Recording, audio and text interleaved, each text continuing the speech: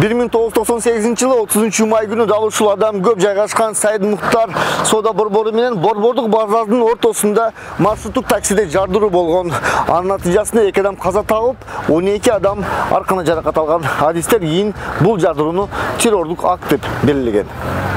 Бул окуядан 3 жыл өтпөй кылмышка шектүү катары 5 адам кармалган. Үчөөндө Кытай жарандыгы бар болуп чыгып, алар террористтик уюм деп табылган. Чыгыш Түркистанды бошотуу фронтунун мүчөлөрү экени аныкталган. Ал эми Түркиянын жараны Ахмет Кунан жана Казакстандын жараны Назы Чоткаев жардыруу зат жасаган деп табылып, аларга Кыргыз Фемидасы өз өкүмүн чыгарган. Турдукан Салиева бул кайгылуу окуянын күбөсү эмес, курмандыгы. Ал үчүн ошол күндү эстеп айтып берүү, кызынан айрылган эне үчүн чыныгы эрдик. Арадан 22 жыл өтсө дагы, бирок азыркыдай көз алдында.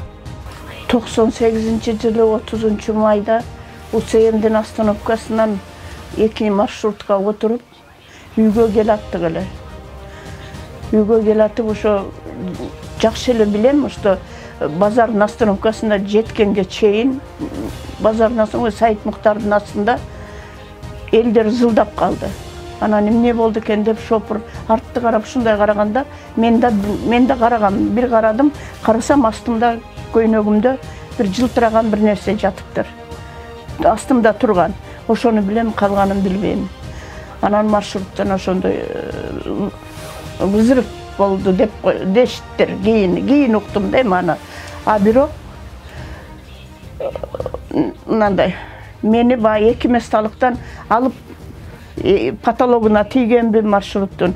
Ошондо мен сиденияда отурбай эле жерде отуруп калыпмын, жерде жатып калыпмын. Ошол учурда 2 кыргыз бала келип, эшикти ачып, кыргыз экен, алып коелу деп жерге алып атканда мен колум ушундай кылып маршрутка неме кылдым. Жаппа балам, ошол жакта кызым бар, алып барып кой дегенди гана билем, калганын билбейм балам. Ошон менен больницага келиппиз. Ушу бир бутум сыныптыр, бирөө күйүптүр. Ошол кызым деле кошо эле биз менен кошо скорыйда келиптир. Келип врач айтты, эжесиз келгенде эле кыйкырып келгенсиз деди. Что бул живучий экен деп биз сизге анчалык көңүл бурганыбыз жок. Бирок унчукпай жаткан кызыңызды алып операцияга кирип кеттик. Киргенден кийин өзү менен окуган, медфакта окуйт эле, өзү менен окуган студентти ошол жерден көрүп, Артур, ты здесь что ли? Помоги, я жить хочу деп ушундай колдон неме кылган боюнча үзүлүптүр. 2 бутунун бирөөсү тизеден ылдый үзүлүп кетиптир, бирөөсү мындай жармашкан боюнча калыптыр. А мени сыртта, мен сандалинде жата бердим, кан кетиптир. Андан кийин мени алып келиптир ошо.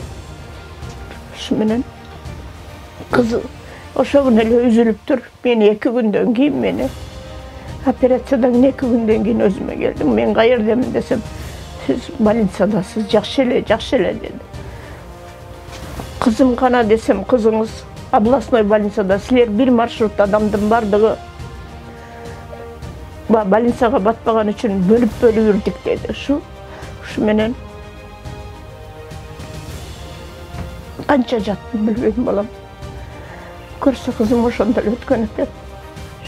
Бул эженин турмушунда тагдырында бузган бир гана нерсе, бул террор.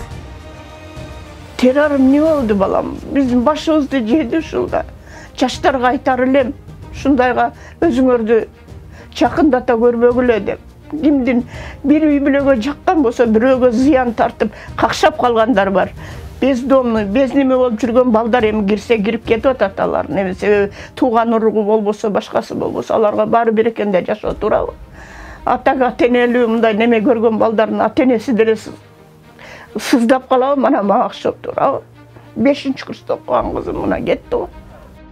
Турдукан эже Сирия, Ливия, Ливан, Афганистандан келген видеолорду жаман көрөт. Ал үчүн мындай жаңылыктар чыныгы трагедия. Ал эми өз мекенин таштап, ошол жактарга барып колуна курал алган жаштарга бир эле сөзү бар.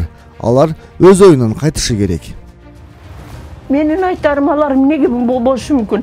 Биринчиден бай жумуштун жоктугунан болсо керек, муктаждыктан болсо керек. Болбосо жакшы эле семьянын балдарын билем мен, Россияга иштейбиз деп кетип, Россияга эмес, Сирияга өтүп кетти. 2 баласы менен кеткен. 2 balası menен ketken. Ayalı ошол жакта калды dedi, özü давно эле жок деп, Эсенбайга кагаз келди dedi, ошол жерден балдар айтты, шуну өзбек бала шу. Барлы жумуштун жоктугунан болсо керек дедимер. Бүт эле жаш балдар. Берилгендин баары жаш балдар. Эң таң калыштуусу биздин өлкөдө террордук курмандыгы болгон жарандарга мамлекет тарабынан камкордук сезилбейт деле экен. Жок, эч кандай. Bir жылда bir кайрылып коем мэрияга. Эч кандай неме болгон жок. Кандай мамиле кылышат? Мамилеси эмнеге келдиңиз дейт. Эмнеге келдиңиз эже? Өкмөттөн дайга жардам жок деди. Соттон решение чыгарып 90 канча менге bir неме компенсация деп койгон. Моральный, материальный ущерб деп. Yani ким төлөйт эле? Тем более террористтер башка республиканын адамдары болсо, бизге ким неме кылат эле? Өкмөттөн деле эч кандай неме болгон жок балам. Төшөктө жатканымда 3-чү группа берди. 1 жылдан кийин кайра 2ге неме кылды. Мен 2 жыл дегенде бастым. Тем более таякмын. Биздин 2009 жылдын 22 декабрында Кыргыз Республикасынын өкмөтүнүн 795 токтомунун негизинде 25 категориядагы адамдарга жеңилдиктер каралган. 2010 жылдын 1 январынан баштап акчалай компенсация алышат. Анын ичинен биздин Ош шаары боюнча 19 категориядагы адамдар ушул токтом негизинде жеңилдиктерден пайдаланат да. Анан кийин баягы террордук иш аракеттердин негизинде болгон иш аракеттер боюнча бул токтомдо каралган эмес да. Азыркы учурда Турдукан Салиева жардамга муктаж. Оорудан кутула албай ошол эле учурда 2 небересине өз жалгыз караган эненин бир эле кыялы бар. Мамлекет ага көңүл буруп бир батир берсе экен дейт. Ал үчүн Турдукан эже кезекке да турган. Бирок ал кезектен 10 жылдан бери дайын жок.